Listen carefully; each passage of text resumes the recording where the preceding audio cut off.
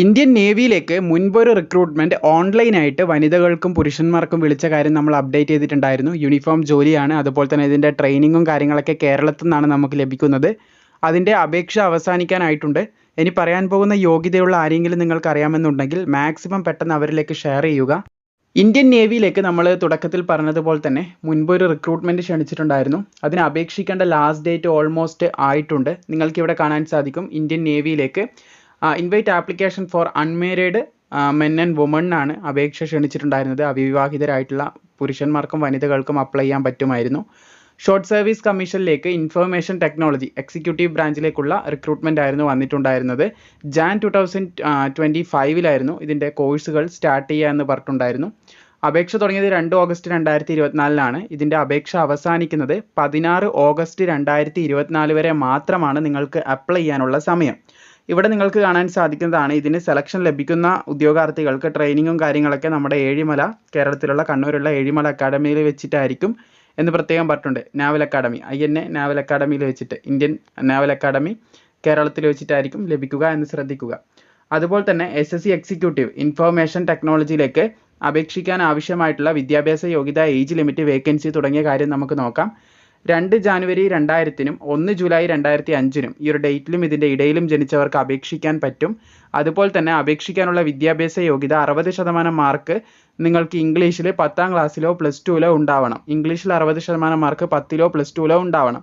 അതുപോലെ തന്നെ 60% മാർക്ക് ഇനി പറയാൻ പോകുന്ന ഇതിൽ ഏതെങ്കിലും ഒന്നിൽ നിങ്ങൾക്ക് ഉണ്ടാവണം. അത് നോക്കുകയാണെങ്കിൽ MSc അല്ലെങ്കിൽ BE, BTech, MTech അതിൻ്റെ സ്ട്രീം ഇവിടെ പറയുന്നുണ്ട്. Computer science and engineering, computer engineering, information technology, software systems, cyber security, system administration and networking, computer system and networking, data analytics, അതുപോലെ തന്നെ ആർട്ടിഫിഷ്യൽ ഇൻ്റലിജൻസ് ഇതിലേതെങ്കിലും ഒന്നിലുണ്ടെങ്കിൽ നിങ്ങൾക്ക് അപ്ലൈ ചെയ്യാം. ഇനി ആ ഒരു യോഗ്യത ഇല്ലെങ്കിൽ നിങ്ങൾക്ക് MCA വിത്ത് BCA അല്ലെങ്കിൽ BSc ഉള്ളവർക്ക് അപേക്ഷിക്കാം. കമ്പ്യൂട്ടർ സയൻസിലോ ഇൻഫർമേഷൻ ടെക്നോളജിയിലോ ആണ് ചോദിച്ചിട്ടുള്ളത്.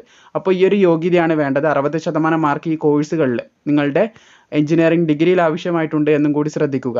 18 ഒഴിവുകളാണ് മൊത്തത്തിലുള്ളത്. വനിതകൾക്കും പുരുഷന്മാർക്കും അപേക്ഷിക്കാൻ സാധിക്കുമെന്ന് നമ്മൾ പറഞ്ഞു. അതുപോലെ തന്നെ 16 ഓഗസ്റ്റ് ആണ് ലാസ്റ്റ് ഡേറ്റ്. പിന്നെ NCCക്കുള്ള ബെനിഫിറ്റും കാര്യങ്ങളൊക്കെ ഇവിടെ പറയുന്നുണ്ട്. ഇതിന് അപേക്ഷിക്കാൻ സാധിക്കുന്നത് നിങ്ങൾക്ക് ഇവിടെ കാണാൻ സാധിക്കുന്നതാണ്. Candidate who have graduated, post graduated ആയിട്ടുള്ളവർക്കും അതുപോലെ തന്നെ ഫൈനൽ ഇയർ ഉള്ളവർക്കും അപേക്ഷിക്കാൻ സാധിക്കും. 60% മാർക്ക് വേണം. ഈ ഒരു എഞ്ചിനീയറിംഗ് ഡിഗ്രി നേടിയിട്ടുള്ളവർക്കും അതുപോലെ തന്നെ ഫൈനൽ ഇയർ ഉള്ളവർക്കും അപേക്ഷിക്കാൻ സാധിക്കുമെന്നുള്ള കാര്യം പറഞ്ഞിട്ടുണ്ട്. ദെൻ നിങ്ങൾ പ്രത്യേകം ശ്രദ്ധിക്കേണ്ടത് ഇതിന് പരീക്ഷയില്ല, SSB ഇൻ്റർവ്യൂ ആയിരിക്കും. അപേക്ഷിക്കേണ്ടത് ഓൺലൈനായിട്ടാണ്. നേവിയുടെ വെബ്സൈറ്റ് മുഖാന്തരം അപേക്ഷിക്കാൻ താഴെ ഡിസ്ക്രിപ്ഷനിൽ വെബ്സൈറ്റ് കൊടുത്തിട്ടുണ്ട്. അതിൽ നിന്ന് ഷോർട്ട് ലിസ്റ്റ് ചെയ്ത് തിരഞ്ഞെടുക്കുന്ന ഉദ്യോഗാർത്ഥികൾക്ക് ഇൻ്റർവ്യൂ ഉണ്ടാവും. ആ ഇൻ്റർവ്യൂ പാസ്സാവുന്നവർക്കായിരിക്കും ഇതിൻ്റെ സെലക്ഷൻ ലഭിക്കുക എന്ന് ശ്രദ്ധിച്ചിരിക്കുക. SSB ഇൻ്റർവ്യൂ ആണ്. SSB ഇൻ്റർവ്യൂവിൻ്റെ വീഡിയോ നമ്മൾ മുൻപ് ചെയ്തതാണ്. എന്താണ് SSB ഇൻ്റർവ്യൂ എന്നൊക്കെ മുൻപേ നമ്മൾ കൃത്യമായിട്ട് ചെയ്തിട്ടുണ്ടായിരുന്നു. അപ്പോൾ ആ ഒരു ഇൻ്റർവ്യൂ സെലക്ട് ചെയ്യുന്ന ഉദ്യോഗാർത്ഥികൾക്ക്, ഷോർട്ട് ലിസ്റ്റ് ചെയ്യുന്നവർക്കുണ്ടാവും. അതും കൂടി പാസ്സാവേണ്ടതായിട്ടുണ്ട് എന്ന് ശ്രദ്ധിച്ചിരിക്കുക.